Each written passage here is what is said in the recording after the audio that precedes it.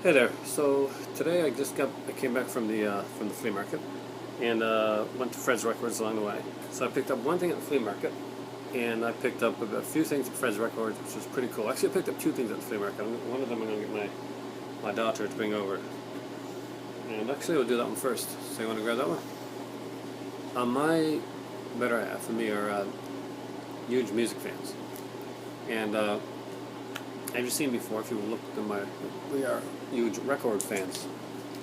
And certain types of music belong on record more than any other format.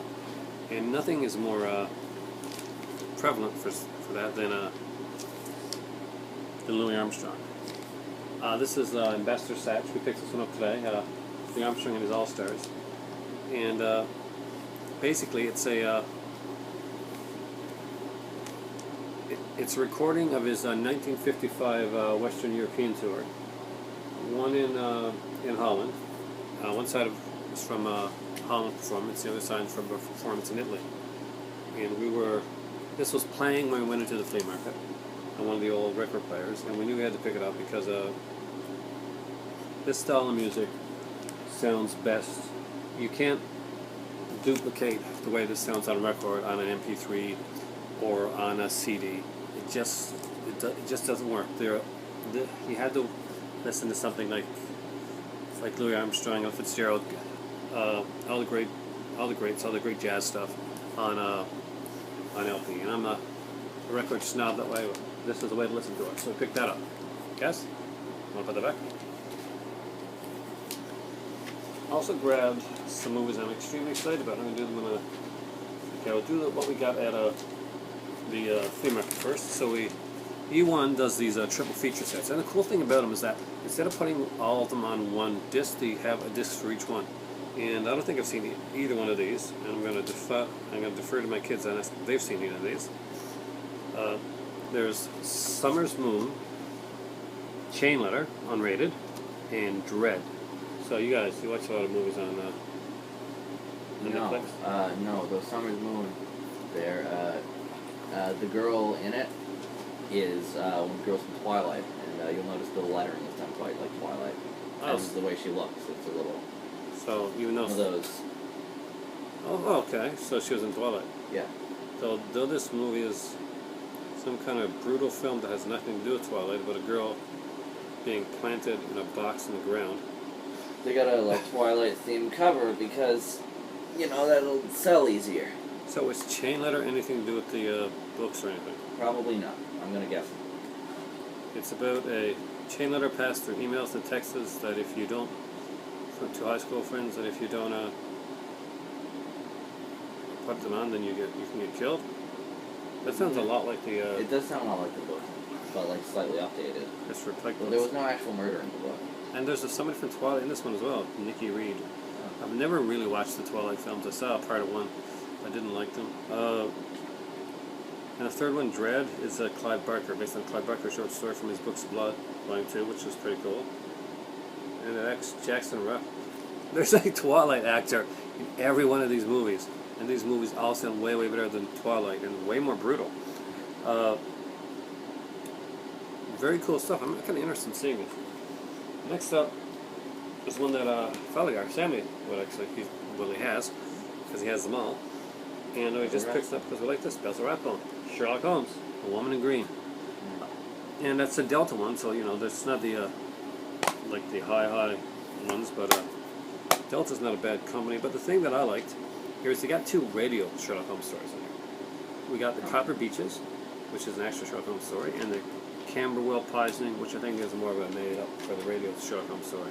But it'll be interesting to see. I wonder if it's Basil Rathbone that does the radio Sherlock Holmes. Interesting.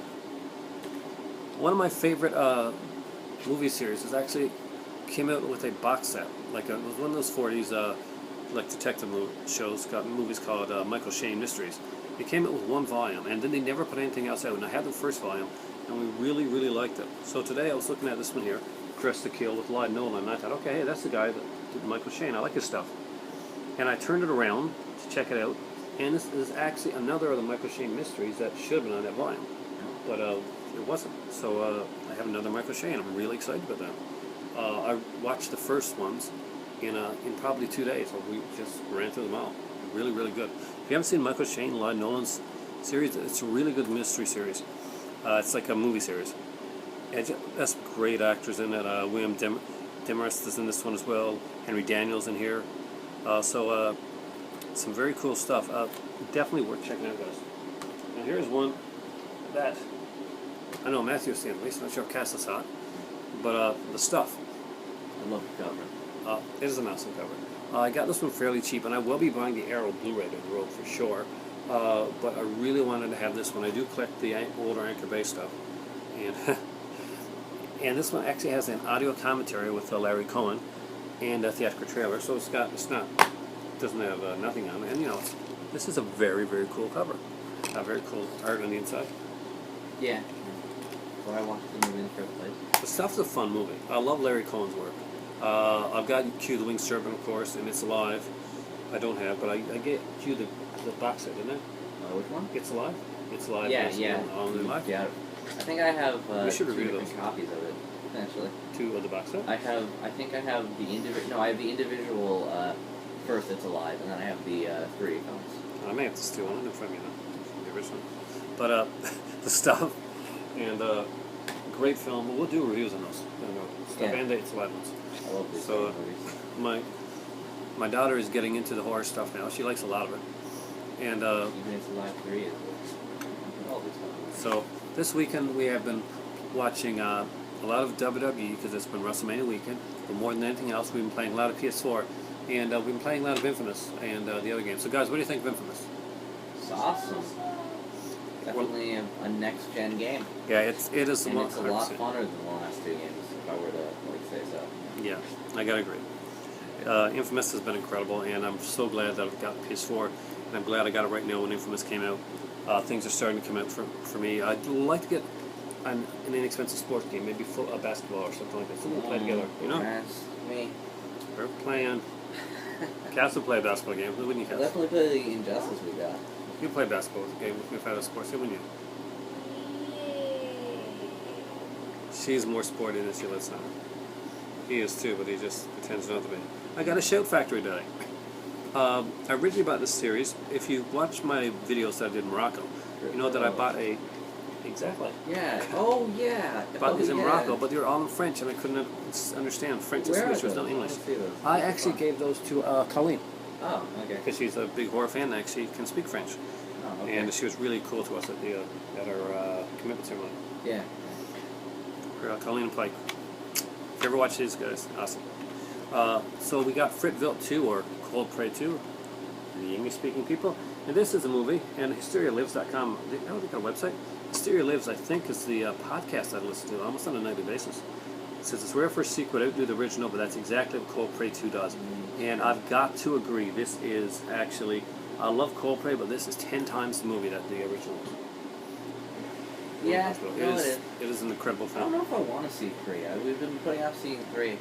I don't know if It's a 3 can prequel. really follow up. It's a prequel. I know it's a prequel, but like... Missing her is going to be big for me in this one. I love that the inside of this cover case, guys. We have the actual Snowy. Oh, nice. Guess what? They love the inside of the case. They actually take the effort to put in like a picture in there. It's just some incredible stuff. And I guess with different disc art, I always love when you got different disc art on there. That Screaming Girl. Yeah. And next up is a cheesy classic from E1, Image Entertainment.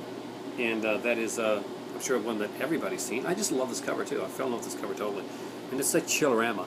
It's a comedy horror anthology, very comedic. I don't remember it as well, but the story that I remember is that one. Yeah, it's different. It's got some decent actors in it. We got Kane Hodder, Ray Wise, who I'm a really big fan of. Lynn Shay, of course, from Insidious and from the original Nightmare on Elm Street. She was a teacher. There's some great stuff in here. Some very cheesy stuff. And it's like I think there's like a gay werewolf story, and I was a teenage werebear. The Diary of Anne Frankenstein, Wadzilla, zombie movie, just really, really cheesy stuff. I love the artwork on this cover. It is just incredible. Gotta take thing off it.